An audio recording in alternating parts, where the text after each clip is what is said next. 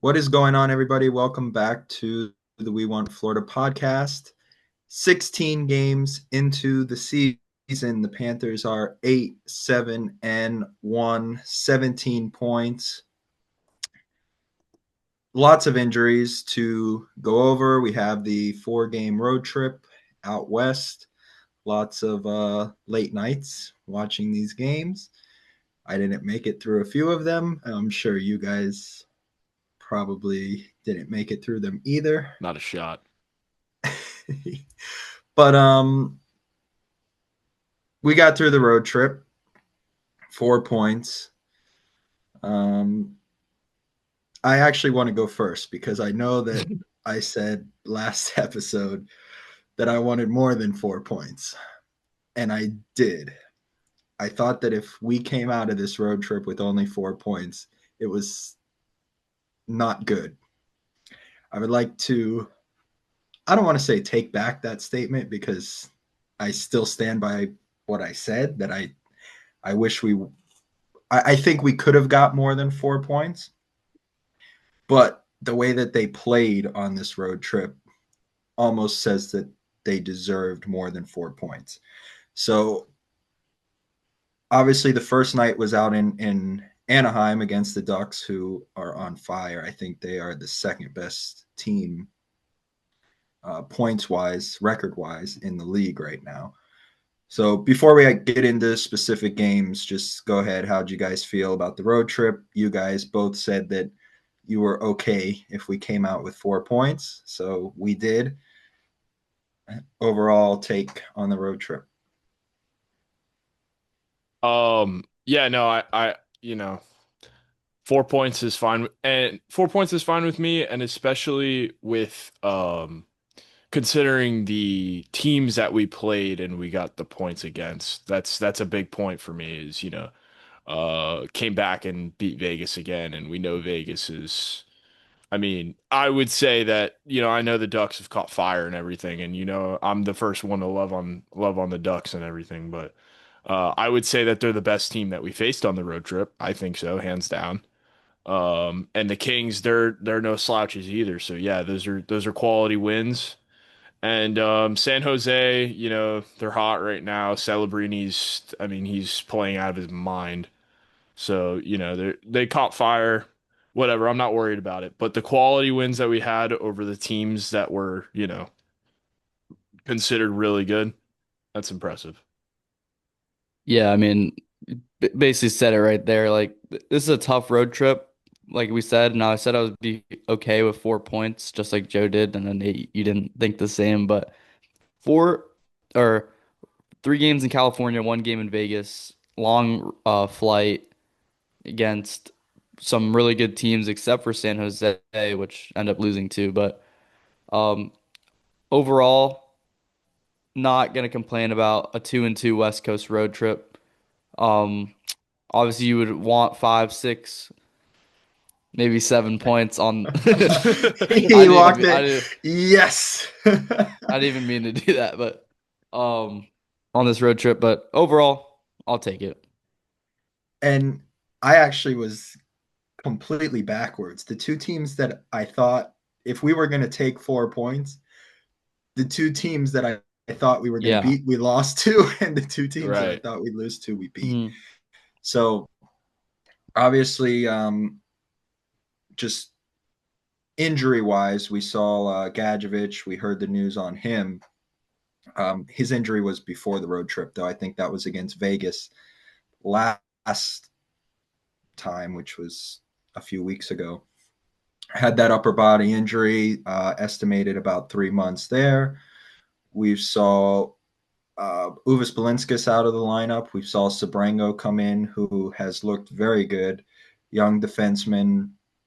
Obviously, he's only played a couple games, so we will see. But based on the Florida Panthers' record of defensemen that they've kind of picked up on waivers or other teams haven't loved, and the way that they've kind of developed them and turned them into really, really good players, maybe not best defensemen in the league, but guys like Oliver Ekman Larson and even a guy I mean, not much development, but Seth Jones, I mean, Chicago was definitely not in love with him, and he's come in and he's fit into the system here. So just guys that they've kind of brought up through the system. Hopefully, Donovan Sabrango is one of those guys. Got his first two NHL points last night, I think. Yeah, last night. So hopefully we just keep adding to the depth players as far as that goes. Injury wise, I think that's it. No others. Kulikov, but that's old news. And yeah, hopefully we. I'll tell you what though, another injury, and I've been feeling this way after the Nosek injury, and then I felt it after the Kulikov injury. Like one or two more injuries, and this could be really, really bad. So um, obviously, injuries are never anything that you wish upon any player of any team. Unfortunately, it is a part of the game. Back to the Ducks game, 7-3 loss, and I actually thought that the Panthers competed well. They competed all road trip, but against a team that is as hot as they are, they had those very nice breakaway goals first and second period. They played really good for two periods. They competed, they kept themselves in the game. They gave up a couple power play goals. And I feel like that it's kind of been the story now for a few weeks is that when they get some momentum in these games that they're either behind or even tied late going in, and they get some momentum, they take a penalty, they give up a goal, and just brings the other team back into the game. And I feel like that happened in the Ducks game, and then they just got blew out in the third period. Um, your take on the Ducks?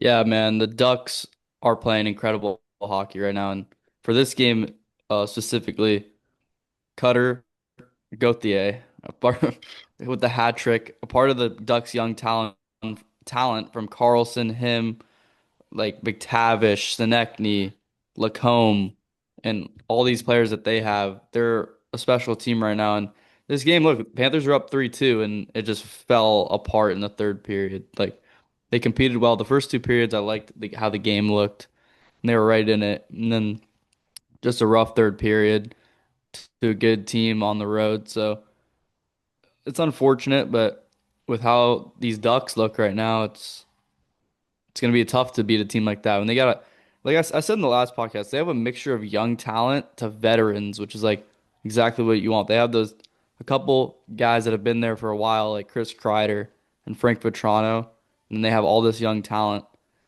They're gonna be a team to watch for the future. Yeah, the Ducks are Mr. Duck. dude, yeah. You know me, come on. But yeah, no, I'm big on the Ducks. We knew that, but yeah, no, they've been playing out of their mind. It's fantastic hockey, really. And what you said earlier, the Panthers getting up and then them taking a penalty and then or letting a goal up. It just kind of sounds like, hockey in a sense of almost, you're you're missing pieces, so people are trying to, guys are trying to do too much or getting too physical. You end up in the box. It's understandable for sure. It's just annoying, but yeah. But yeah, on the Ducks, man, they're firing on all cylinders. Bro, when you have I saw Jacob Trouba's stats the other day, and I my jaw hit the floor. I was like, what is going on? They found the time machine in Disneyland over there or something. I don't know what happened, but good Lord, bro, it's unbelievable. By the way, It, they're doing all this without their captain in the room too. Just had to shout out to Gudis there, if Goodis wasn't on the team, would you like the Ducks as much as you do? Absolutely not. No, I wouldn't care about So the it's Ducks. so it's so it's Goodis love, not Mr. Duck. Absolutely. No, yeah, I like their pieces too. I like Carlson. I think he's great. I think he's a fantastic player. But yeah, no, it's mainly Gudis for sure. It's mainly Goodis. No doubt. I'll be up front with you. And the thing is, I feel like these games, and you said it's just getting physical or whatever, but when you have this kind of, I don't want to say depth issue, but you have these kind of guys out, and like you said, guys try to do too much sometimes and take the penalty. And by no way am I bashing the coaching staff here at all, but we're coaching needs to come in a little bit and say, hey, we have a lead in this game, or we're playing a game. Let's not make stupid penalties. Let's not take stupid plays, because I forget what game it was. 7 penalties. The next game, 5 penalties.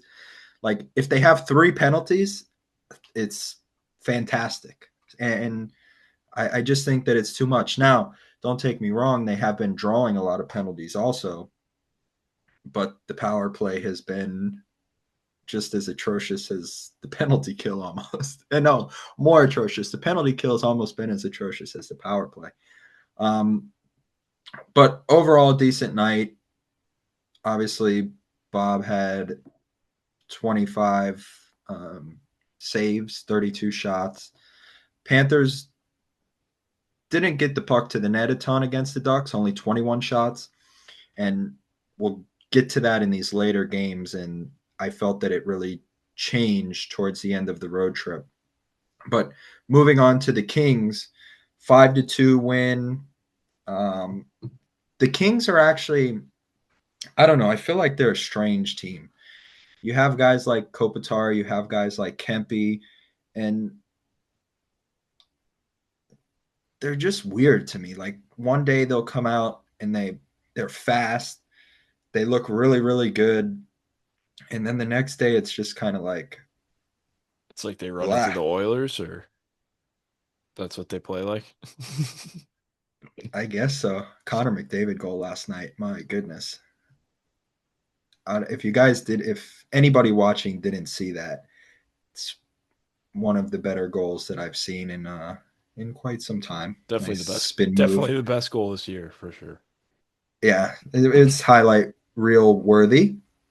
But back to the game, we saw Mr. Brad Marchand. 2 goals on the night. Let, let me just ask this question.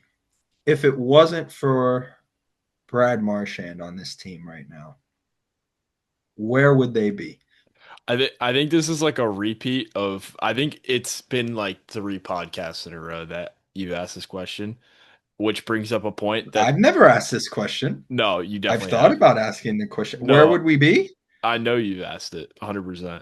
But it's fine. And Okay. that's why I would say it's fine because the fact that you keep And bringing up you the know what? If question, I did, I'm going to keep asking it. okay. But what I'm Where getting would we at be? is the fact that you keep, the question up and keep asking it. That's great because it still means that Brad Marchand's doing something right. So the fact that, you come on here and you ask, oh, where would we be without Brad Marchand? Dude, I don't even hear like, oh man, what would it be like? It's like music to my ears. I'm like, oh yeah, because Brad Marchand's balling out right now. We can ask We this every single week because this guy's just balling. we wouldn't be 8-7-1. I guarantee you that. Could be, could be. Austin? Wow, I mean, I'm just happy we signed him because this year, I mean, there's Sam Reinhart, Brad Marchand. Like those are, it feels like those are the only 2 guys that can score a goal for this team right now. Like you'll get obviously not the only 2 players, but you'll get an occasional goal from every other player. But consistently, you're only getting goals from Brad and Reinhart. And look, a goal on every single one of these games, this 4-game road trip for Marchand, and a 2-goal game in this one versus the Kings. I think he's on a 5-game streak. Like, it's incredible to watch. And 37 years old. It does like we had concerns about the 6-year deal. Tell you what, I think we'll be just fine. I think this guy could play until he's 50. He's looking like right now. He's a Tom Brady of hockey. Yeah. But 18 points on the year. We saw Lundell get a goal. Lundell Lundell's had a pretty good year. I feel like he's been asked a lot, just with the Barkov injury. So just to kind of see him step up in ways, and yeah, he hasn't lit it up on the score sheet, but he's done a lot of the little things right. Obviously, defensively, he's really good. Lusterainen on that line, really good defensively. So I feel like a lot of people might be saying, "Oh, Lundell," and obviously he's not the main talking point of the downside of the team by no means. There's guys that are playing worse, but Lundell might not be getting the credit that he actually deserves, and I think that he has looked really well. Yeah, for Sam sure. Bennett, Sam Bennett got a goal in the game, so I mean he needs. Bennett's starting to heat up though. If you look at the score sheet, he really is starting to heat up, which is great. It's great to see because now is we need him. We need him for Yeah, sure. I was well. You know how I was feeling last week, so Yeah, I mean, if you um, look at the score sheet though, he's well on his way. I mean, he's putting up numbers, so it's good. It's good to see. and from a physicality and shot standpoint, I think he's doing okay. But he still only has, I think, 5 or 6 points on the year. Yeah, well, So obviously he got off to a slow start, but just as of recently, like yeah, this road trip he looked a little better. yeah, for sure. So For so sure. hopefully that stays. And obviously we got Forsberg in that game in the Kings net. Um, didn't get Kemper, Darcy Kemper. So not that would play a huge role, but obviously 24 shots for the Panthers again, not lighting it up. I remember last year in that stretch where they won a ton of games in the middle of the season. I think it was like the 30 game mark, 40 game mark, somewhere around there. I felt like every single game was 30 shots, 35 shots, 33 shots. Let Forsling just fire it. And I think we even mentioned this last week, but let the guys like Verhage, Bennett get up front. Let them get some confidence off these deflections and rebounds. And I think we'll start clicking there. But like I said, Kings are kind of a weird team. They still have 16 points. So, I mean, they're doing all right. Not the best team. I don't. No, I was going to say they're the worst team we faced, but I don't. I forgot we played San Jose. Yeah. But San Jose actually is very, very surprising to me, anyway. Um, this young team, I mean, Celebrini, obviously, you guys know what he's capable of and what he can do.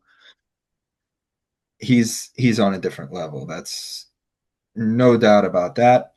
And for only what is he, 19 or 20? I think he's Yeah, I think Yeah, he's young, probably yeah, 19. yeah, he's 19, I think.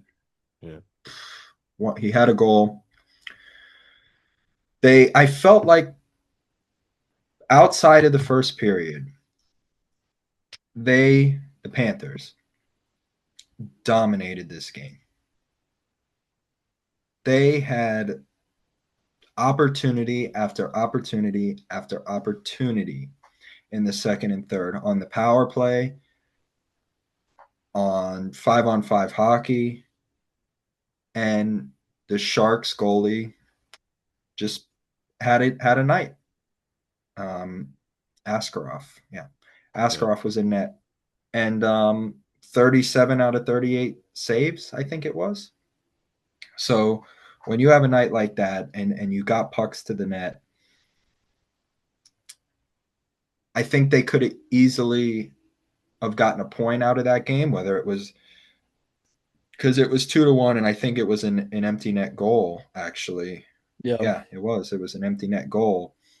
So 2-1, they had chances on the power play at the end, even had pucks get there, just couldn't find the back of the net. And Tarasov is still winless as a Florida Panther.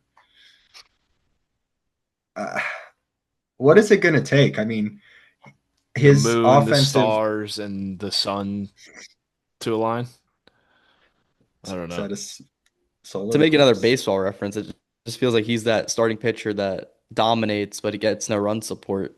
Like that's how it's He's the gone. Paul He's Skeens. Paul He's the Paul Skeens. Skeens. He's Paul Skeens. Yeah. I um, mean, I think in his game they showed the graphic. It was like 1 goal support, 2 goal support. Yeah, it's bad. Like he doesn't have more than 2 goal support. So it Yeah. was really a good game. Obviously, Marchand had a pretty nice goal. It seems like every goal that Marchand scores is They're beautiful. yeah, like they are. That one, the one last night versus Vegas was It's a great incredible. move. Yeah. Yeah, and obviously, I felt like Tarasov also played a pretty good game. Like Yeah. the goal that He always he does. gave up against Celebrini wasn't. I mean, it was just good play. Um, and then the one fired, I think it was from the blue line and a deflection. I think is how they scored the second one. So Oh, it's that just was a tough game. ridiculous. Yeah, that shot from Orlov, that was ridiculous. That was like, Yeah, I'm they not were even like, kidding you. That was like the best like deflection I've ever seen. He literally had no chance. Zero. yeah. That was I ridiculous. I actually thought he saved it, and then the No. puck was like coming out of the. I was like, I mean, that I don't was know how literally that like if you put in like deflection in hockey into like a dictionary, like that's what should show up. It was absolutely textbook. yeah. So obviously it was a decent game, and I think actually the fourth line since since Schwint has come in there, and obviously we've seen Cunin on the third line a couple games, and we've seen some mix and match of the bottom three or the bottom two lines. But I feel like since Schwint has come on that line, there's an offensive ability, and it didn't necessarily show up in this game, but the chances that some of the fourth liners have gotten, especially AJ Greer, has kind of been impressive. And man, if we can get some offensive production from down there and still have that physicality aspect, uh, can't ask for much more than that. So I think Cole Schwint could be a player to really look out for, just in the fact that if he does bring this offensive ability, not just for himself, but to the wingers as well, that could really be something to look out for. Joe, I know you're a fourth line guy, and he Yeah, well, it's actually funny because I was actually thinking about it and I was like, man, that Gadjevich injury really sucks. And then I thought about it more and I was like, you know, I love Gadjevich, but I will entertain the fact that there was a time, what, a year, no. Whatever team it was. I know last year he played during the whole run, but or almost the whole run, but the team or the year before that he didn't, play necessarily in the playoffs, and we had a right. lot of offensive production from that. Well, granted, a lot, but we had production from the fourth line, right? And you're not gonna get like offensive production from Gadjevich. That's not like what he does, He brings energy and whatever. So I was entertaining the idea of maybe with this struggling Panthers team to get, the puck in the net right now, maybe I'm not saying the Gadjevich, injury. I mean, it sucks. It is. However, to get more guys in there that like have more offensive ability than Gadjevich, it might just be the thing that the Panthers need right now. And that's hard for me to say because I love Gadjevich, but It gives us a chance to see some other right. options You know that that Gadjevich doesn't have the offensive ability that, other players that potentially are sitting have. He's there for energy, he's there for vibes, he's there to beat you up and whatever. But, when you're struggling offensively, if you need to slip another guy in there that, has got really good hands or, potentially set up like a nice deflection play or something and get, lucky on the fourth line, like that would be ideal. So. and I know Austin, you had mentioned, I think even a few episodes ago now, that you were kind of looking forward and interested in to see the different pairings and the different mix and matches that Coach Maurice put out there. So in that aspect, as far as the fourth line goes, anything that you liked, anything that you saw out of them? Yeah, I mean, I think, you know, maybe, like you said, someone other than Gadrich can give you more of an offensive outlook, but I'd rather have Jonah Gadrich playing out there than what we have personally. Just Wow. because like he brings it like fourth line, it's you're still like it's we're not counting on them to be the change or to change the game offensively. I still want them to do the other things on the ice that's important, like being physical and getting inside the other team's head and stuff like that. So to get an extra goal from a like what like guy like what Cunning's playing the right wing right now on the fourth line over him. Well, Yeah, it was Gregor. It was he's playing Gregor for a third couple line, games, like Yeah, in and out right now. Conan. centering the third line. Yeah. Yeah. yeah. I mean, with the lines right now, I mean, I still don't like Sam Bennett playing the third line. I'd like him to switch to Rodriguez, but one thing that's working right now is the Marchand line with Lustrian and Lundell. Yeah. That's staying at the top, and it's been really good. So that's all right. I think that second and third need to be figured out, though. My thing is that I feel like we have guys like Sam Bennett, like Marchand, even that have that. Obviously, they're not going to drop the gloves and bring the physicality quite like Jonah Gadjevich does, but I still feel like they bring that physical aspect from the top line. So I don't know. I'm okay with Schwinn. Obviously, I wish that it wasn't a Gadjevich injury that brought us Right. to that point, but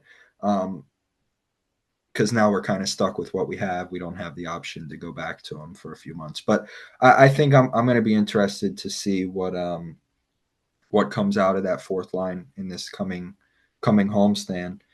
But before we get to that homestand, which I'm very excited about, we have the Vegas game and 3-2 win. I felt like it was a very good game. Couple goals. We saw the Reinhardt deflection, obviously the Marchand goal. But what they did differently, in my opinion, in this game, better than any game probably this season.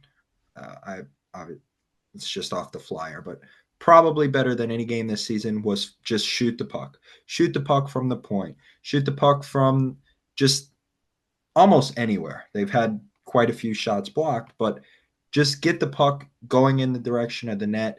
Be ready for a deflection. Be ready for a rebound opportunity. And I felt they did that very good. And obviously, we saw Forsling um, just missed the net a couple times. And Seth Jones had an amazing game. He just missed wide a couple times, and defensively, I think they've looked really really good. I'm loving what I see out of the defense. Obviously, Sabrango, we talked about him in the beginning, but yeah, really really liking what I saw in this game against a tough team at that. Golden Yeah. Knights are good. T talk about the Donovan Sabrango breakout game here tonight or last night in Vegas. We need players to step up. We have five guys who are now out long term, hearing that Gadjevich is out for long term now. Like, you just need these players to step up, and they're rotating that third pairing with Petrie, Sabrango. They had Balinskis in there at some point.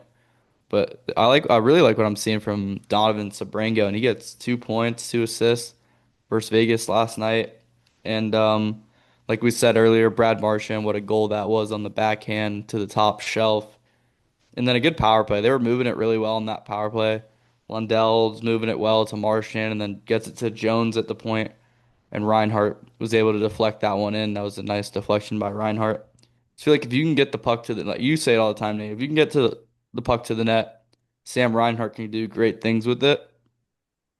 And then the Vegas really like we could have ran away with this game, but Vegas was had the goal from Hurdle to stay in it, and then that goal from Barbashev to stay in it. Nice plays by them, but then just held them off. They're a really good team, and I thought Bob probably played his best game out of the four or Yeah. out of the three he played on this road trip. Yeah, it was another one of those games where I was like, they got up 2-0, 2-1. Like, here we go, Vegas, scrappy Vegas. 3-1. All right, we're sitting okay. 3-2. I'm like, oh goodness, this is like the team that just won't go away. Yeah. Yeah, I mean, Yeah, um I think it's a complete win, honestly. I think yeah, I agree with you. Completely volume wise, yeah, that was the best game of the year for sh just putting pucks at the net. And even if you miss at the net and putting it near the net, good things happen. We've seen Marchand do absolutely crazy things with the puck from behind the net with that, that Lundell and Louis Sherinian line. So yeah, that and yeah, Bob played a great game. And Barbashev and Hurdle and Eichel, man, they have been hot, dude. They have been hot. Especially Barbashev. Barbashev's been unbelievable this year. So, to take that win, especially to end off the road trip, that's a really good feeling, man. It's really good. Yeah. Yeah, I think and even the guys, I think it might have been Sam Reinhart or Sam Bennett, one of the Sams, said that this was a good momentum game coming back home. But real quick, the I know last week I said that, and you guys know that I'm not a huge Jeff Petrie guy, and I just haven't been a fan of what I've seen there. But I they made a great point with Sabrango, and I know I said that I would like to see the Uvis Sabrango line, and Austin said maybe it's because they're both left-handed shots, and we went through a couple scenarios, but a guy that young to be learning from a veteran, um, I'm actually okay with this pairing for a little bit. Let Sabrango develop with that veteran, and let's see what we can get from that last pair defense, at least for the time being. And Kulikov's injury and out for 5 months, but I'm okay with that pairing. So we will see what they can bring in this homestand. Now, and I started off by saying it, and I know I said it last week and about the whole 4 point deal, and I felt like this 4 points was, or not the 4 points, the 4 games were very, very important. This next homestand, get just breaking even on the road, and now this next homestand, I think what is it, 11 of the next 12, something to that effect, and it's like 16 of the next 20. It's something it's a long homestand with a few games mixed in. But let's just go to this 11 of 12. This 11 of 12, let's say the whole 12 of 12 because the one away game is Nashville. These next 12 games is going to be very, very crucial, and we are going to learn a lot in these next 12 games. We're going to really see what this team is made of. They're 5-1-1 at home, I believe the statistic is. And this is going to be, again, a monumental 12 games. And obviously, five to maintain a 5-1-1 pace at home is going to be difficult. But just stay competitive, compete, and let's win 8 or 9 of these 12 and maybe get a couple overtime losses. Something just, let me retrace that.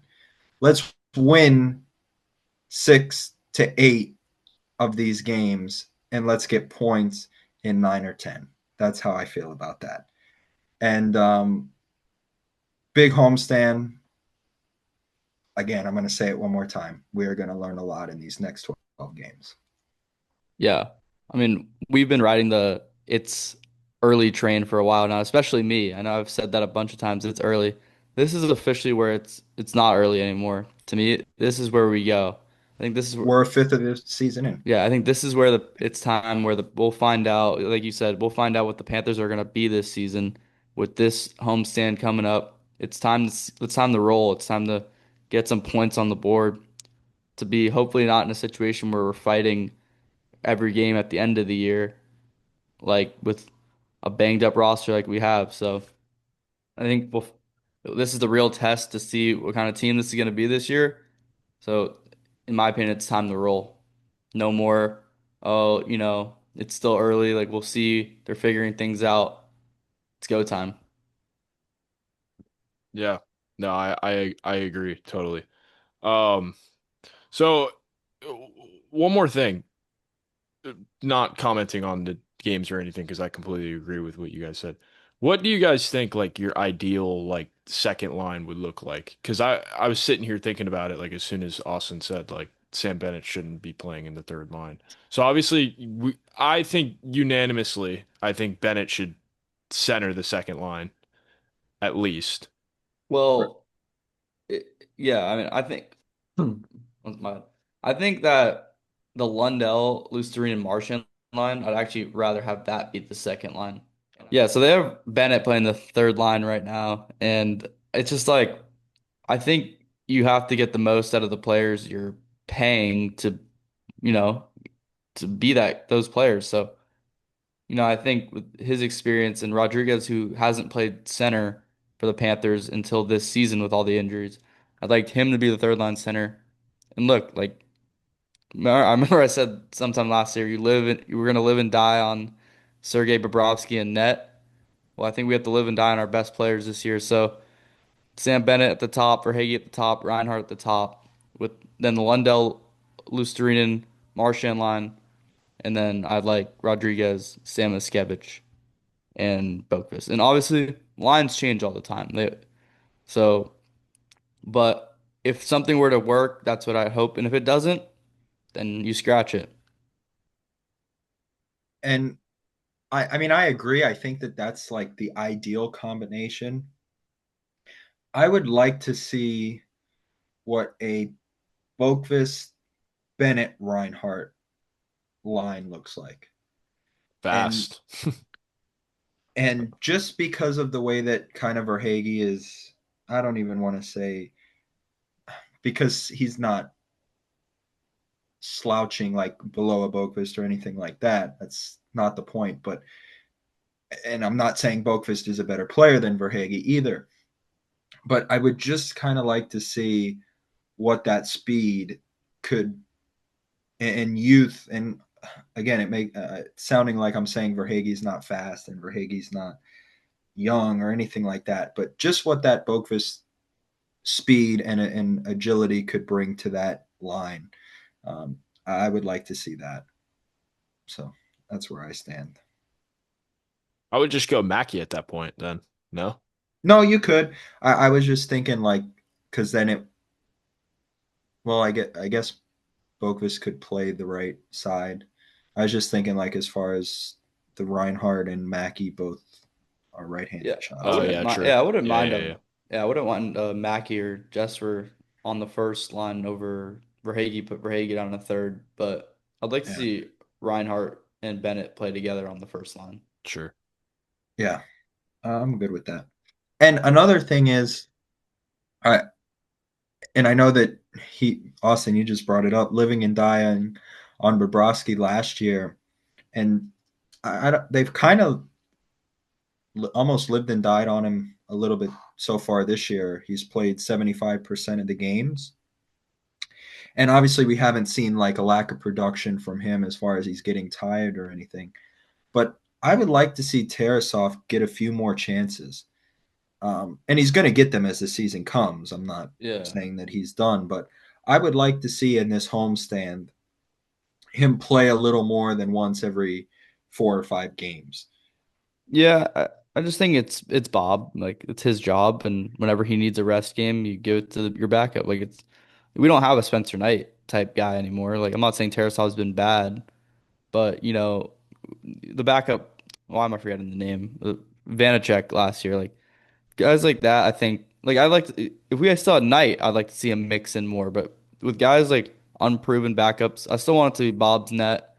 And then when he needs an off day, you throw in a Tarasov. Last year you threw in a Vanacek.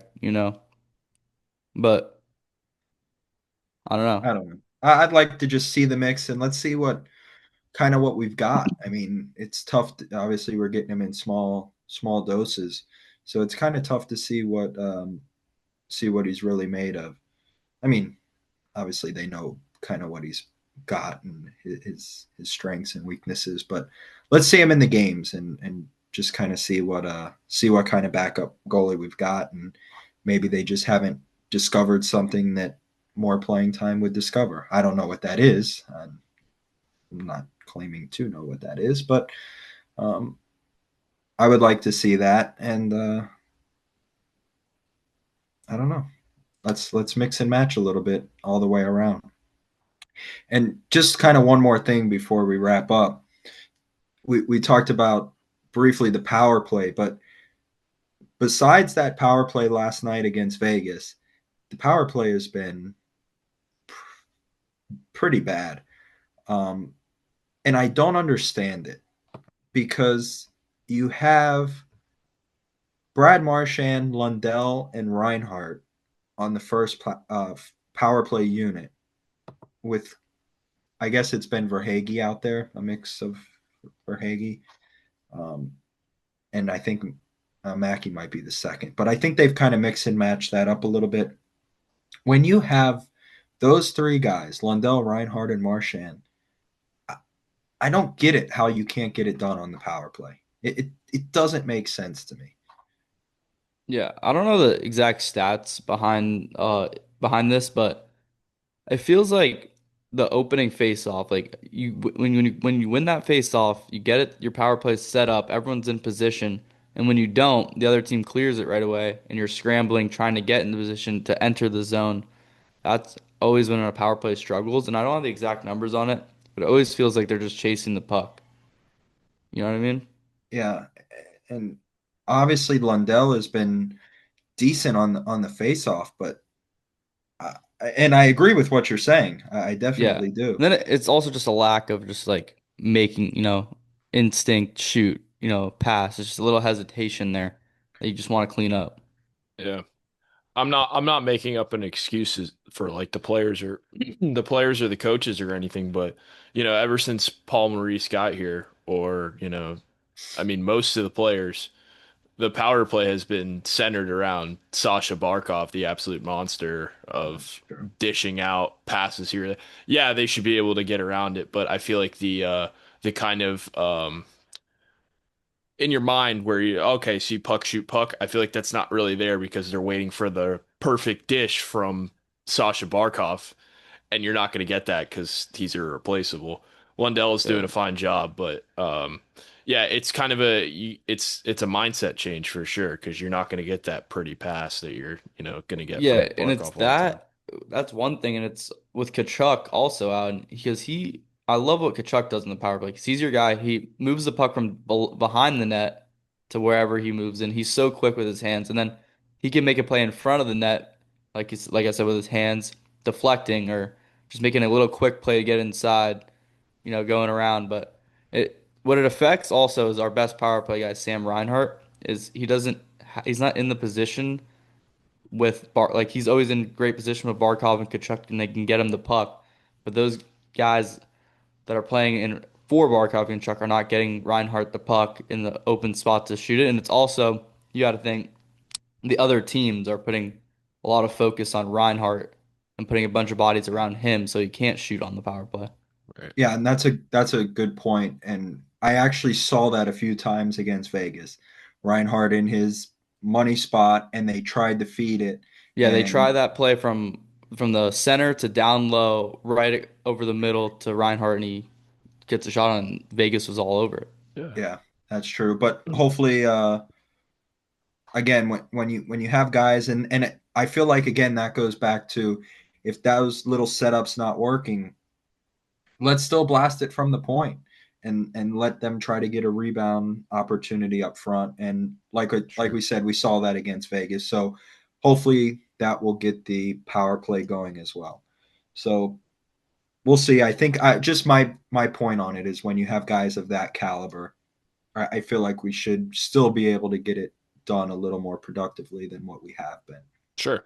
Yeah, I So said I wasn't making excuses for any of them. I'm just no, and saying. I'm not saying that you guys are either, and it's all good points. It's frustrating for me when you have Marchand at 10 goals, Reinhardt at what 8 or 9 goals, and it's one of 10 or one of 12, whatever the stupid streak was. But Sure. Yeah.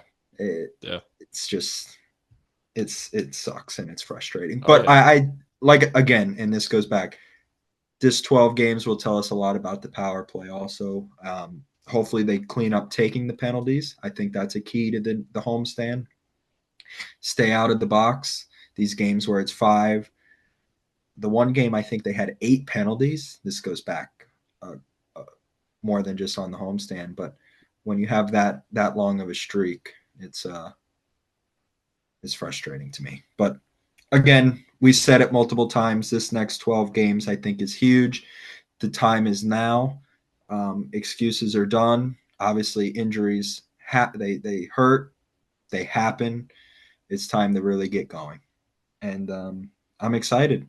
Thursday night against the Capitals. That's a big game. It's a big start. It's a tough start. Um, Ovechkin. I'll tell you what, for the penalty thing, staying out of the box, let's exclude this game because God, it's got to be hard not Tom wanting to Wilson. punch Tom Wilson in the face every time he steps on the ice. Yeah, and then Got to tell you, you got the Lightning on Saturday, and we know yeah, what that and game's that's Wow, about. this is gonna be. yeah, yeah, Oh goodness. No, but but it's this fun this homestand, it's not like we're facing the top teams in the league. Like there's the Devils in there, there's the Oilers in there, but these are winning games that it's time to roll. It's time to get, take care of business at home. And I think for sure. you could start it off with a big win over Ovechkin on Thursday. Yeah, Yeah, That could be huge. I'm excited. I'm looking forward to see what we've got, and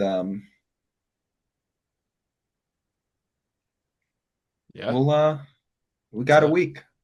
Yeah, Yeah, we had a lot to cover sure. tonight, so we appreciate you hanging in there. We 4 games covered the power play. We got through the injuries, and we got 12 games, 11 of the 12 at home, Yeah, and covered a little of the homestand. So we went yep. through a lot tonight, and we will talk to you guys next week. We appreciate it. And for the We Want Florida podcast, let's go Panthers, Cats, all the above. We'll see you guys next week.